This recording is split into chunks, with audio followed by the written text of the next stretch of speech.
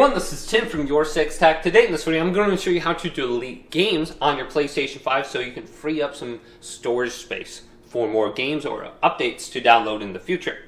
So to do this, it's rather easy. You just have to find the game on the home screen here. So if you used it recently, you can select it, then press options on your controller, and then you can go on over to delete and delete it right here. Otherwise, if you want to delete multiple games at the same time, we can go up to the top and select settings. Scroll on down until we get to storage. Then you can go to console storage. And you can view your available free space. So I only have 82 gigabytes of free space available, which really isn't a whole lot. But I can see games and apps is taking up most of that with about 400 gigabytes. So I'm going to choose this, games and apps. Now I'm going to choose my game. But we want to go over to the sort feature, and we can go to old to new, or we can go from the largest. So let's go to large to small, and I can see the Elder Scrolls Online is 109 gigabytes.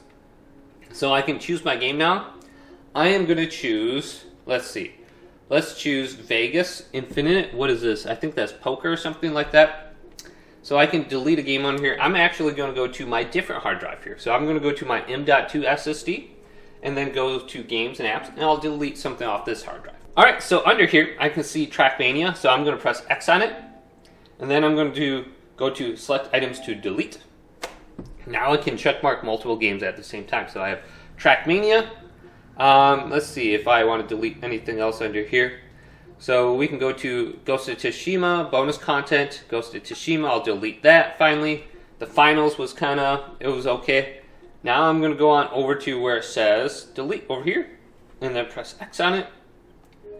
And I'm going to delete 76 gigabytes and all these games, and then go to OK. And it's deleting. But hopefully this quick little video did indeed help you out. If it did, leave it a big thumbs up and subscribe to my channel down below for more tech up videos coming up next on YourSixTech.